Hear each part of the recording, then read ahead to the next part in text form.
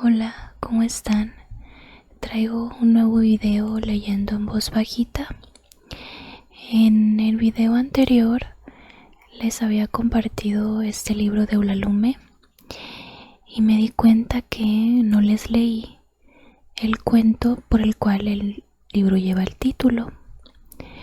Y releyéndolo a solas lo recordé y me encantaron las ideas. Quiero compartirlo con ustedes. Entonces voy a estar releyendo ese cuento y vamos a ver si no me lleva mucho tiempo. Les comparto algún otro cuento o si no, otro libro que tengo aquí de Clarice Lispector. Que miren, siendo honesta, yo compré este libro. Trae tres novelas: Cerca del corazón salvaje, El candil y La ciudad sitiada. Lo habré leído hace 2 años, más o menos. No lo recuerdo muy bien. Pero lo que sí es que siento que no me marcó ninguna de las 3 novelas. Siento que no fue algo que me súper encantó o apasionó. De esos libros que releerías 1000 veces. Entonces, por eso no encuentro como alguna parte que pudiera compartir, porque siento que cuando yo les comparto algo que me gusta mucho o que me apasiona, puedo como transmitirles esas emociones a ustedes y disfrutan más el video. Pero encargué otro libro también de novelas de ella, que trae otras 3, y esas, aunque no las he podido leer completas, he leído algunos pedacitos en internet y me ha gustado mucho. Entonces siento que esas sí serían un poco más como esos libros que te marcan de por vida. Y bueno, entonces vamos a ver qué pasa, vamos a ver cómo fluye. Por lo pronto vamos a leer el cuento A cada rato lunes. No lo voy a leer completo, solo lo que más me impresionó o más me gustó.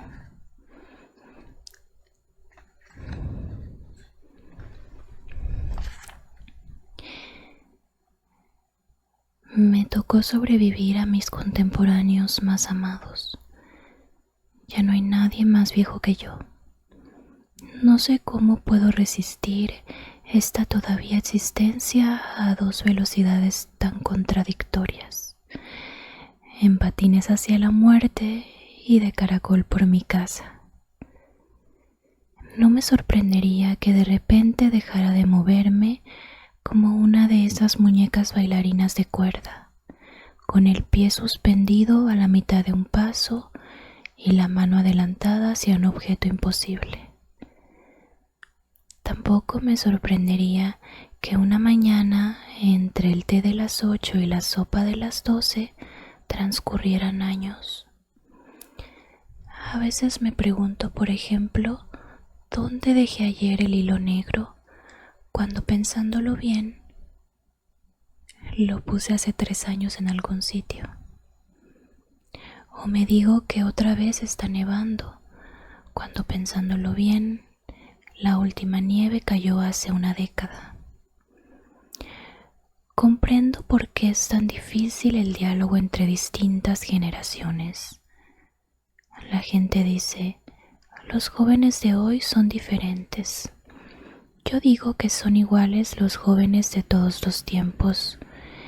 Viven a toda velocidad en años lentos, y mientras está a favor de ellos el desfase entre su tiempo y el tiempo, actúan como jóvenes, piensan y proyectan como jóvenes. La gente tiene mala memoria, a menos que la memoria nos sirva, después de todo, para revivir el pasado, que aún la más fiel memoria, sin mezcla de sueños intermedios, solo proporcione datos exactos, inteligibles, coherentes. Una película de la vida que no es la vida misma.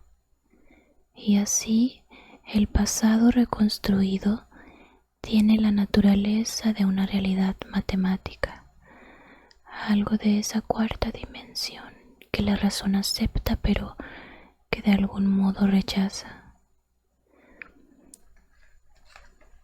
Los voy a mover un poquito hacia acá abajo porque siento que me concentro más si no me están viendo tanto.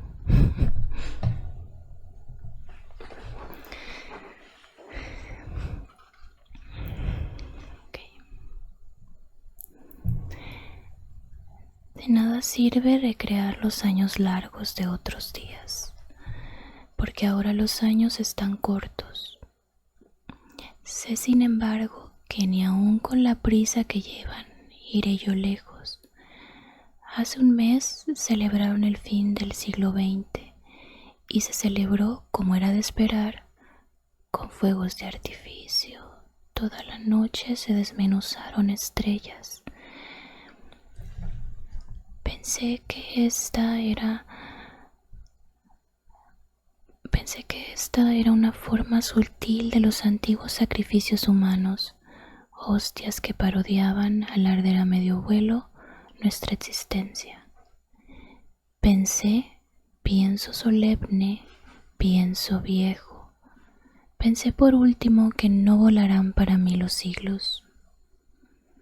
Y si algún día volaran para el hombre, si la ciencia lograse prolongar enormemente la vida y aplazar también el deterioro de nuestra envoltura, tal vez gastaríamos nuestros 2 o 3 siglos disponibles tan estúpidamente como hoy gastamos nuestra ración de años. Por otro lado, más cerca está la ciencia de lograr vida eterna que eterna juventud. Porque la juventud es otro cuento, o no habría tantos viejos de cara lisa jugando engañosas partidas de tenis o bailando rocks desenfrenados. En cuanto a la muerte, sería lo de menos. Si pudiéramos prescindir de tanto preámbulo dramático. Lo malo es dejar que prospere el desfase entre la velocidad propia y la del tiempo a favor de este último. La juventud se pierde cuando comienza a ser lunes a cada rato. Lo supe al repasar una vez más mi película, bien conservada gracias a largas sesiones de recuerdos. La secuencia que más me interesaba ahora, la de la época en que los vigilantes me convirtieron al régimen de los lunes reincidentes, estaba bastante deteriorada por falta de uso. Hubo una edad en que saltábamos a la cuerda contando hasta 1000 y para recorrer la distancia entre 2 puntos seguíamos el camino del perro, que es siempre el más largo porque se desvía entre geranios y gorriones. Era eterna la espera de la próxima Navidad o el próximo cumpleaños y muy remoto que volviéramos a amanecer entre libros de cuentos y juegos flamantes. Preguntábamos a algún viejo como de 25 años cuándo será el lunes otra vez. Y como las vacaciones nos parecían dichosamente interminables, pensábamos que quizá las cosas habían cambiado para siempre y que ya nunca más iríamos a la escuela. Y cuando regresábamos a los cuadernos en blanco, la tinta, las espirales de madera resinosa que el sacapuntas arranca al lápiz nuevo, el polvo de las tizas, creíamos no haber respirado antes esos olores acres y volvíamos a embriagarnos con la promesa de revelaciones extraordinarias. las que correspondían a la estatura estrenada ese año, una rayita por encima de la anterior en la pared de la cocina.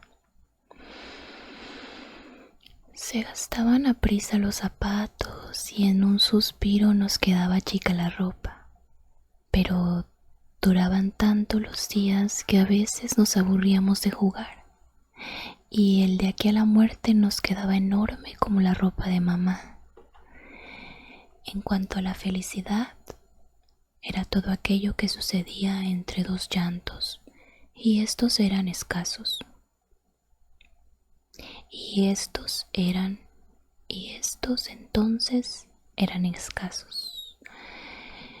Y hubo otra edad en que el año se despedazaba en cada enero, se restregaba los ojos y se preparaba a que florecieran en meses de nombres dulces, lentas maravillas. Nuestros hijos tardaban todavía en crecer. Les tomábamos fotografías porque eran adorables, no porque sus rostros fueran efímeros y el recuerdo difícil. Preguntábamos a un viejo como de 45 años quién era Buster Keaton. Buster Keaton. Podíamos hacer 1000 cosas imprevistas entre las 4 y las 6 de una tarde. Siempre disponibles, nunca fatigados, o no hacer nada por una semana entera, nada más que deslizarnos ligeros, como los esquiadores por las colinas nevadas, en alguna curva difícilmente representable a falta de coordenadas de tiempo y remordimientos. En cuanto al amor, podía ser melodramático.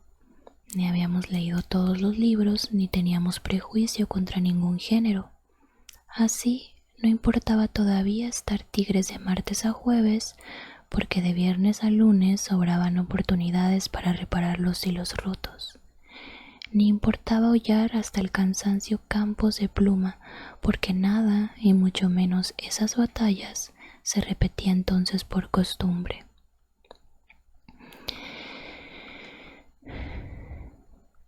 Viví varios años a esa amable velocidad con mi contemporáneo más amado.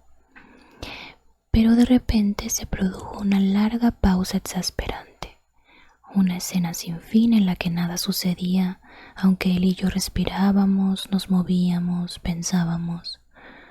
Una larga pausa en punto muerto. ¿Cómo pudimos distraernos? No sabíamos que distraerse equivale a perder lo que llamábamos felicidad. Esa actitud de liebre siempre alerta, esa capacidad de salamandra para criar su enésima cola, esa confianza de trapecista para andar por la cuerda floja entre el prodigio y la catástrofe. Una distracción puede resultar fatal. Es el momento que aprovechan los vigilantes para hacernos entrar en el orden de los lunes. Y entonces empieza uno a envejecer a pesar del tenis y del rock. Mi contemporáneo y yo teníamos planeado ser jóvenes toda la vida. Y tal vez cuando los niños se fueran con sus contemporáneos más amados, algo así como escalar juntos una altísima montaña y dormirnos abrazados en la nieve. Comprendo que tales planes hayan escandalizado a los vigilantes, el gatito, viejos de nacimiento. Les dimos mucho que hacer, pero pudieron con nosotros.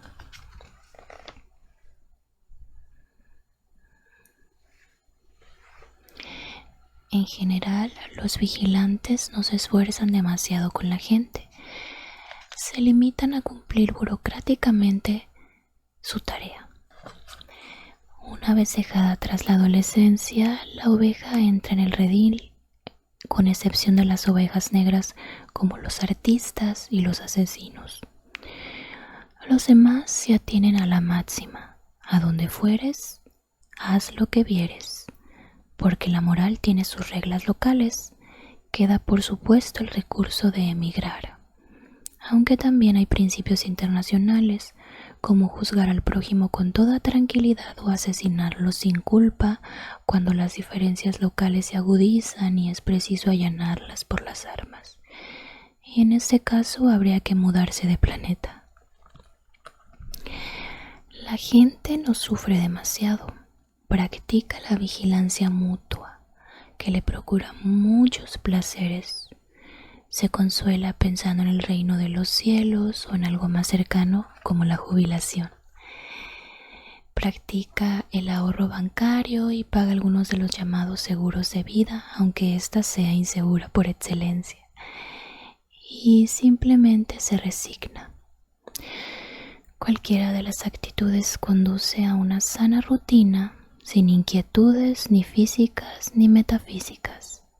Entonces empieza a ser lunes a cada rato, y luego invierno a cada rato, y unos lo aceptan suspirando como lo aceptaron sus padres y abuelos, y otros protestan, pero se dan cuenta de que es inútil, y finalmente todos se oxidan y se arrugan, y encima deben soportar que la ciencia prolongue esa etapa para que nadie sea culpable de eutanasia por negligencia y la voluntad del Señor se cumpla en circunstancias irreprochables.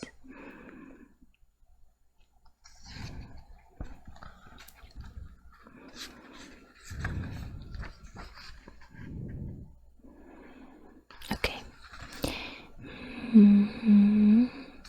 Lo vamos a dejar aquí para no alargarnos demasiado. Y ¿qué es lo que les quería comentar? Me dio un poco de nostalgia y sentimiento leer este cuento, porque considero que mi vida es ya a cada rato lunes, es rutina. Si es cierto, te conformas o te resignas o tomas las decisiones que sabes que te van a llevar a más cerca a la tranquilidad o a la seguridad. Tratas de asegurar tu vida cuando esta es insegura en sí misma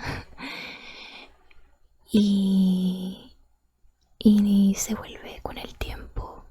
Bueno, es que hay personas que les agrada la rutina, que les agrada tener todo controlado y asegurado, predecible, lo que más puedan. Pero en mi caso no puedo mantener eso mucho tiempo porque me asfixia y me desmotiva. La vida es contrastes y aunque la pasamos muy mal en los tiempos malos, en los tiempos oscuros, pues siempre vienen los tiempos buenos. No podemos estar siempre en pasivos, en que nada altere la existencia. Pero bueno, como sabemos que la vida es riesgos, que es cambios y que no siempre va a permanecer la tranquilidad y el bienestar, supongo que por eso nos resignamos a tomar las decisiones más sabias que nos van a asegurar un poquito más esa tranquilidad y estabilidad. El gatito, estabilidad es la palabra, buscamos estabilidad. Y no sé, o sea, tratamos de no sobrepensar demasiado nuestras decisiones, porque pues al final de cuentas siempre que tomas una decisión estás negando otra. Es siempre que eliges una posibilidad niegas todas las demás, y a veces entra la duda de qué hubiera sido si. En fin, siento que ya duró mucho este video. Bueno, vamos a leer poquito, vamos a adentrar poquito a la Clarice Lispector, y en el siguiente video sí vamos a leer las otras novelas de ella. Solo voy a leer la primera novela, que se llama Cerca del corazón salvaje, y solo voy a leer la primera, o sea, como la entrada. Porque resulta que son solamente una, dos, tres, cuatro, 3 páginas y un cuartito. Entonces no nos va a llevar mucho tiempo. Y este capítulo se llama El Padre. La máquina de papá golpeaba. Tac, tac, tac, tac, tac. En el reloj sonó un din-don sin fuerza. El silencio se arrastró. ¿Qué decía el ropero? Ropa, ropa, ropa. No, no. Entre el reloj, la máquina y el silencio había una oreja que escuchaba, grande, rosada y muerta. Los 3 sonidos estaban unidos por la luz del día y por el crujir de las hojas del árbol que se frotaban radiantes unas con las otras. Con la cabeza apoyada en la brillante y fría con la cabeza apoyada en la ventana brillante y fría, miraba el patio del vecino, el gran mundo de los gallinas que no sabían que morirían. Como si estuviera cerca de su nariz, podía sentir la tierra caliente, dura, tan olorosa y seca, donde bien sabía que uno que otro gusano se estiraba antes de ser comido por la gallina que las personas se comerían. Hubo un momento grande, detenido, sin nada dentro. Dilató los ojos, esperó, no vio nada. Blanco.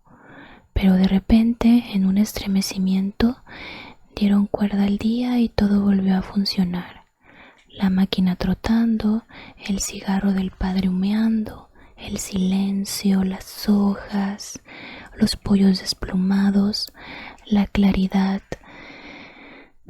las cosas reviviendo llenas de prisa como una tetera hirviendo. Solo faltaba el din-don del reloj que en tanto adornaba. Cerró los ojos, fingió escucharlo y al son de la música inexistente y ritmada se alzó en la punta de los pies. Dio 3 pasos de baile muy leves, alados. Entonces, súbitamente, lo vio todo con disgusto, como si hubiera comido demasiado de aquella mezcolanza. Ay, ay, ay, gimió bajito, cansada. Y luego pensó, ¿qué va a ocurrir ahora? Siempre en la siguiente gota del tiempo nada ocurría si ella seguía a la espera de lo que iba a ocurrir, ¿entiendes? Apartó ese pensamiento difícil, distrayéndose con un movimiento del pie descalzo en el piso de madera polvoso. Frotó el pie, espiando con el rabillo del ojo a su padre, esperando su mirada impaciente y nerviosa. Nada, sin embargo, nada. Es difícil aspirar a las personas como la aspiradora de polvo. Papá, inventé una poesía. ¿Cómo se llama?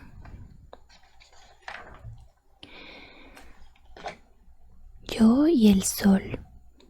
Sin esperar mucho recitó.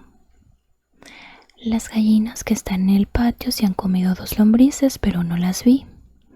Sí, ¿qué es lo que tú y el sol tienen que ver con la poesía? Ella lo miró un segundo, él no había entendido.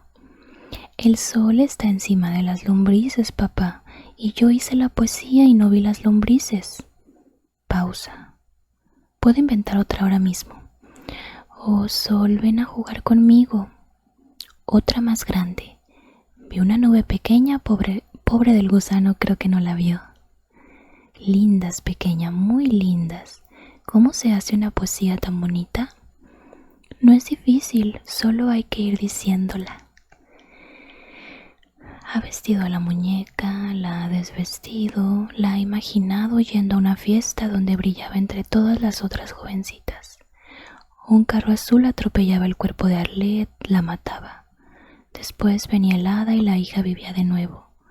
La hija, el hada, el carro azul no eran sino Johanna, de lo contrario todo sería un fastidio. Siempre encontraba una manera de colocarse en el papel principal exactamente cuando los acontecimientos iluminaban a uno u otro personaje. Trabajaba seria, callada, los brazos a lo largo del cuerpo. No necesitaba acercarse a Arlette para jugar con ella. Incluso de lejos poseía las cosas. Se divertía con los cartones. Los miraba un instante y cada cartón era un alumno. Johanna era la profesora. Y uno de ellos era bueno y el otro malo. Sí, y luego, y ahora, y como siempre nada pasaba si ella... Listo.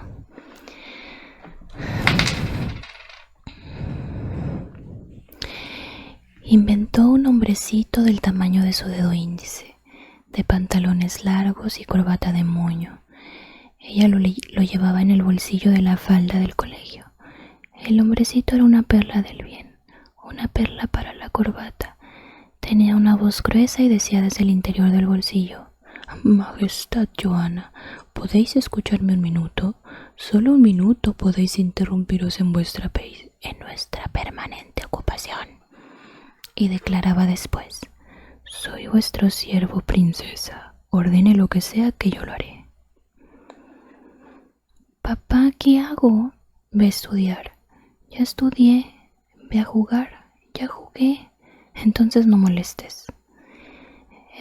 Echó una carrerita y se detuvo, espiando sin curiosidad las paredes y el techo que giraban y se desvanecían. Anduvo de puntitas, pisando solo las tablas oscuras. Cerró los ojos y caminó, las manos extendidas, hasta trepar con un mueble. Hasta topar con un mueble. Entre ella y los objetos había algo más. Cuando agarraba esa cosa en la mano como una mosca y después espiaba, incluso teniendo cuidado para que nada escapara, solo encontraba la propia mano, rosada y desilusionada. Sí, lo sé, el aire, pero de nada servía, no explicaba nada. Ese era uno de sus secretos. Nunca se permitía contar, ni siquiera a papá, que no lograba agarrar la cosa.